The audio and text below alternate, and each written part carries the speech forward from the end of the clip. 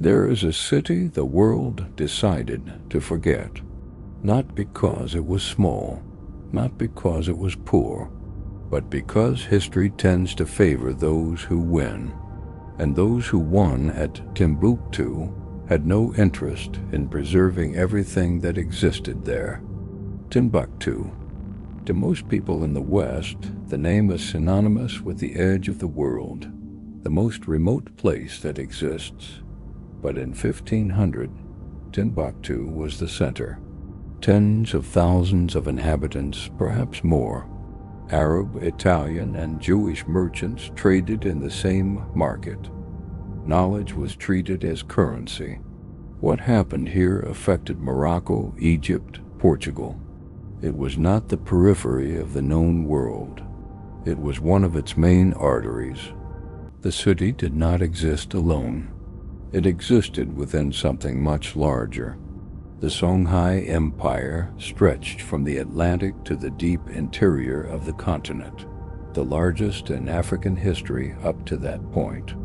At its capital in Gao, rulers commanded armies, collected tributes, and governed across a territory that dwarfed most contemporary European kingdoms. From Timbuktu, caravans departed north across the Sahara and east along the Niger, carrying gold, salt, and knowledge outward into the world. At the heart of the city rose the stepped minaret of Sankar, in mud, in ochre, in height. It was not merely a mosque. It was a university. At its peak, thousands of students attended its schools and those of Jingaber and Sidi Yahia, the other great mosques of the city. Theology, astronomy, mathematics, Islamic law. Professors came from across North Africa and the Near East.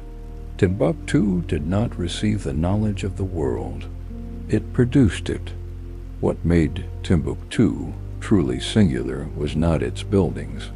It was the paper. Between 300,000 and 700,000 manuscripts are estimated to have been produced or preserved in the city over the centuries.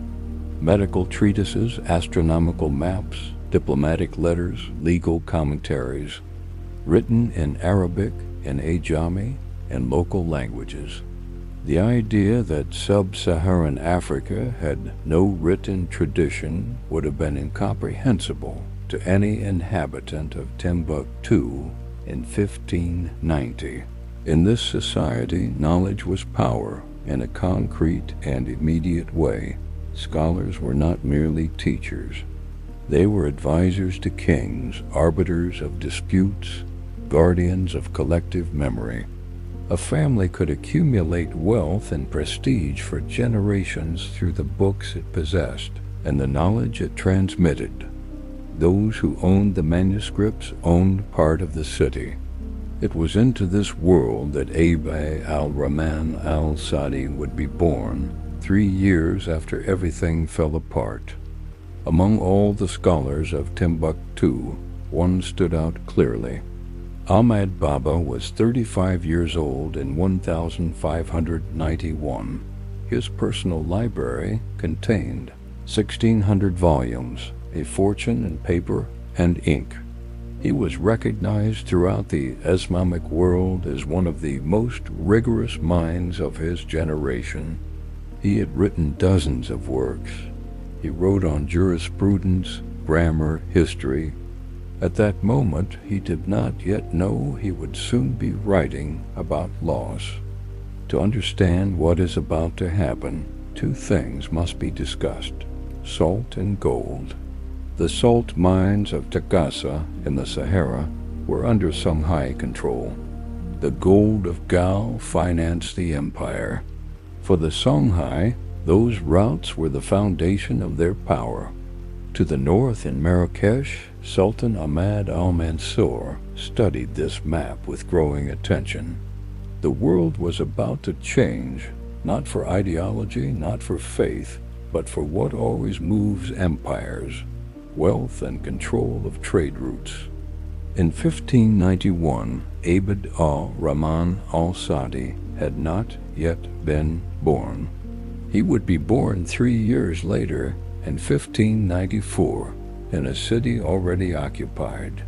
He would grow up among the ruins, listening to survivors describe what had been. He would be an heir to memory, not a witness to the event, but a witness to its aftermath. And it was precisely for this reason that his book would carry a different weight than any battle chronicle. It was written by someone who grew up knowing what had been lost. In 1590, no one in Timbuktu genuinely believed the city could fall. The Sahara was a natural wall. No army had ever crossed the desert to strike at the heart of the Songhai. Tensions with Morocco existed. There were disputes over Tagaza, but an invasion of this scale was considered impossible. The caravans continued. The markets opened. Sankar taught. The Sahara had protected for centuries. The city lived on that certainty. It would die on it. This was Timbuktu. Tens of thousands of people. Hundreds of thousands of manuscripts. The greatest empire in African history. And a sultan to the north who had just made a decision. In the spring of 1591, Ahmad al-Mansur sent 4,000 men across the Sahara. 4,000 against an army of 40,000 Songhai warriors. The numbers seem absurd. There is a reason for that. The 4,000 carried something the 40,000 had never seen fired. Ahmad al-Mansur was called al-Bahabi, the Golden One. The name was not a metaphor. He had consolidated his power in Morocco with cold precision. His ambition was gold, controlling the routes that linked the Sahel to the Mediterranean. The Songhai had dominated those routes for decades. In 1585, al-Mansur sent envoys demanding taxes on the salt mines of Tagaza. The Songhai refused. From that moment, the question was not whether there would be war. It was when. Al-Mansur's advisors told him it was collective suicide. Crossing the Sahara with an entire army was impossible. The desert would kill more men than any battle ever could. A 4-month march across sand and rock and emptiness, without reliable water, without shelter. But al-Mansur had 2 arguments his advisors were not weighing sufficiently: the arquebuses and a general who had nothing to lose. The man he chose to cross the desert was called Juder Pasha. Juder Pasha is one of the strangest figures in this story. Born on the Iberian Peninsula, taken from his homeland as a child, raised in the Moroccan court, converted to Islam while still young. A man who understood the experience of uprootedness better than any of al-Mansur's advisors. And it was this man, a product of forced cultural encounter, himself an exile, who led the army that would destroy the intellectual world of Timbuktu. The journey took 4 months. 4,000 men, horses, camels, and artillery crossing the largest desert in the world. Hundreds died along the way, from thirst, from heat, from exhaustion. When they reached the Niger River, they were fewer than when they had set out. The Sahara had taken its toll. But they carried something intact, the arquebuses. On the other side, the Songhai army waited with 40,000 warriors. No one doubted the outcome. The outcome was a surprise. Before reaching the battle, the situation inside the Songhai must be addressed. Askia Ishak II had come to power through a succession dispute that divided the empire's elite. There were generals who were not loyal to him, factions that saw the crisis as political opportunity. When the Moroccan army crossed the Sahara, the Songhai did not go to meet it united. The defeat that followed was not merely a question of military technology. It was also a question of cohesion the empire no longer had. It was not only gold. Salt was equally valuable in certain contexts, more so. In the 16th century, it was a food preservative, a medium of exchange, a symbol of power. The mines of Tagaza produced salt blocks that traveled thousands of kilometers southward. Whoever controlled Tagaza controlled one of the vital arteries of African trade. Al-Mansur knew it. The Songhai knew it.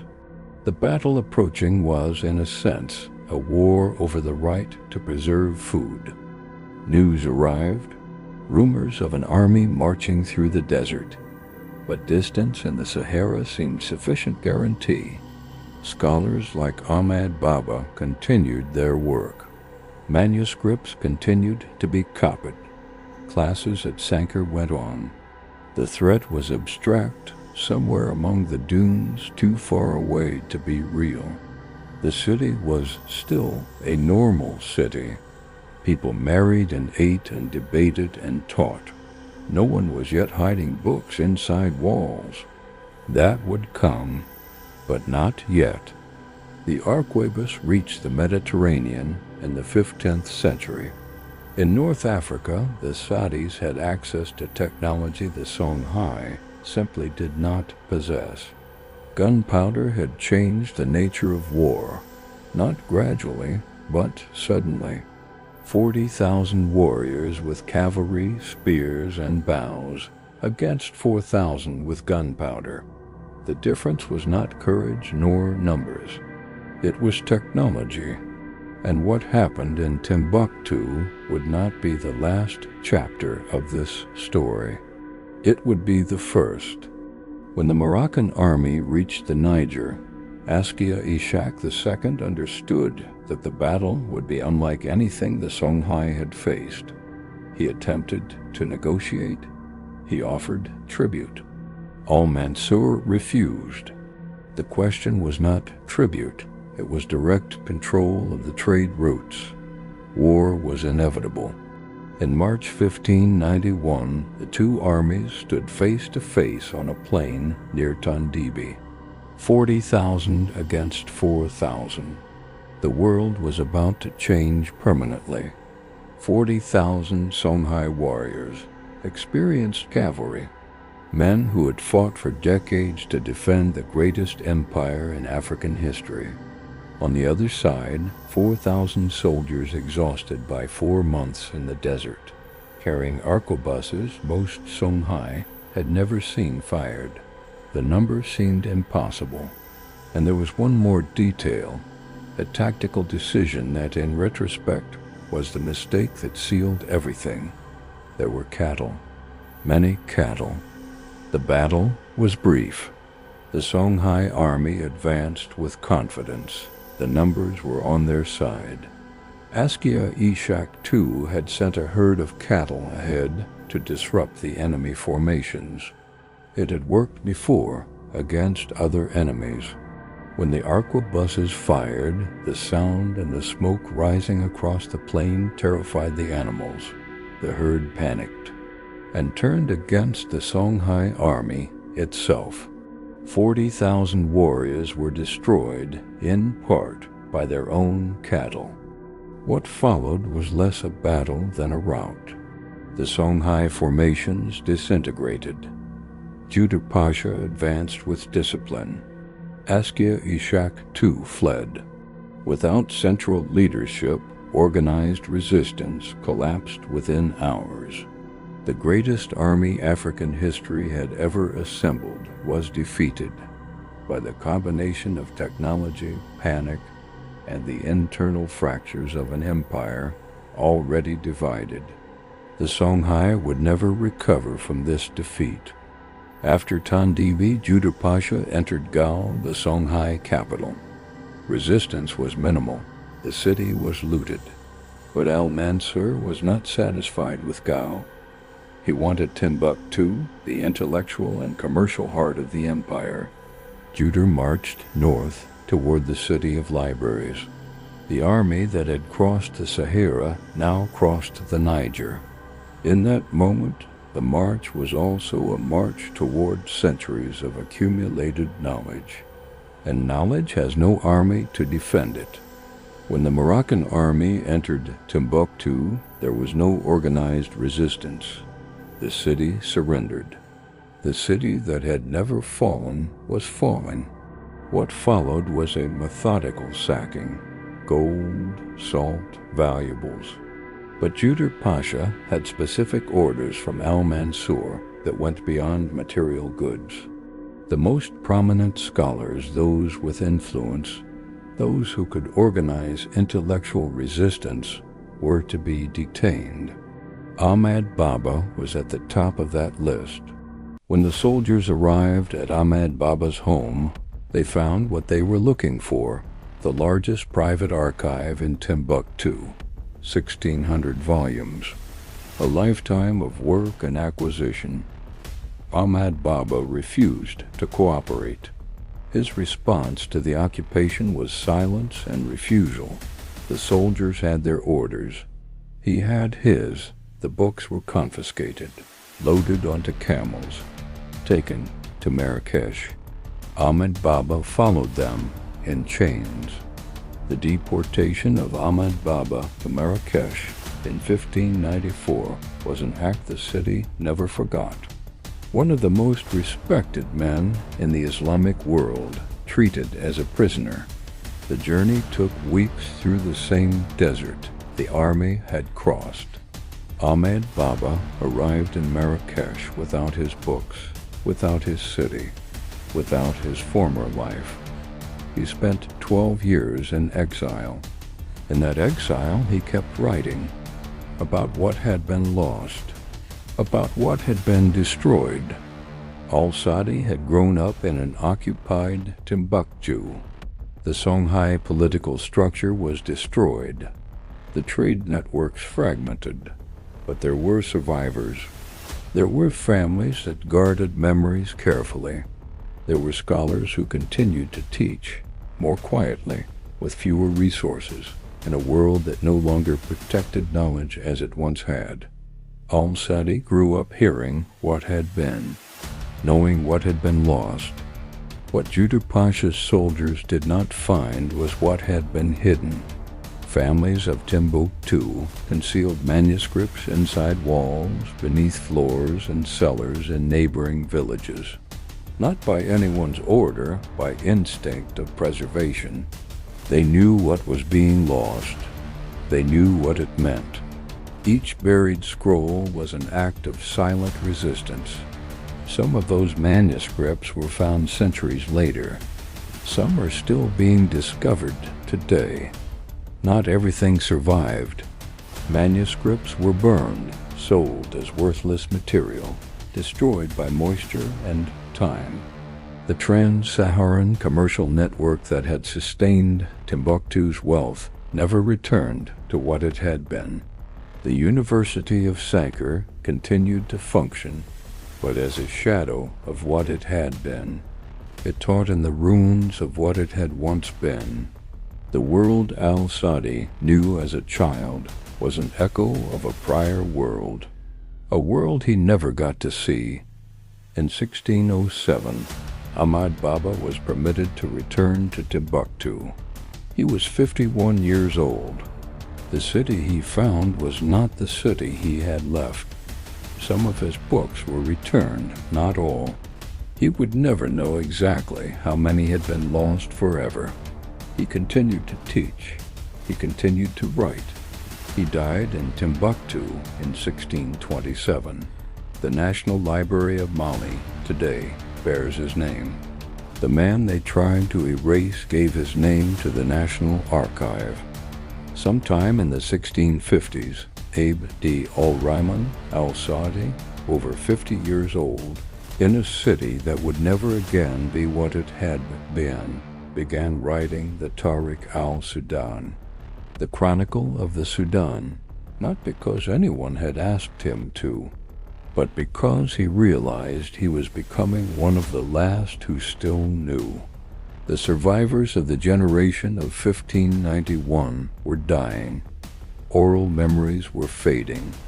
The thread connecting present to past was almost gone. Someone had to write, and he wrote. The Tariq al-Sudan is not merely a historical chronicle. It is an act of mourning. Al-Sadi documented the Songhai Empire at its peak, its kings, its wars, its scholars, its economic architecture. He documented the invasion of 1591 with a precision no external source possesses. He did so knowing the world he described was dead. He wrote so that collapse would not be the end, so that what had been would still be recognizable. While al-Sadi wrote in Arabic in an occupied Timbuktu, European historians were constructing a different narrative about Africa, a narrative of absence. No writing, no states, no recorded history. This narrative would serve decades later as the intellectual justification for what was to come. The Tariq al-Sudan existed, the manuscripts existed, but the European narrative did not incorporate them because it was not convenient to do so. In the 20th century, researchers began systematically cataloging what had survived in Timbuktu. The number grew as families revealed what they had guarded for generations. 300,000, 400,000. Some estimates reach 700,000 surviving manuscripts. Some have been digitized, many have not, and some, no one knows exactly how many, are still buried beneath the houses, beneath the ground of Timbuktu. What the manuscripts of Timbuktu prove is not merely that a rich civilization existed in the Sahel.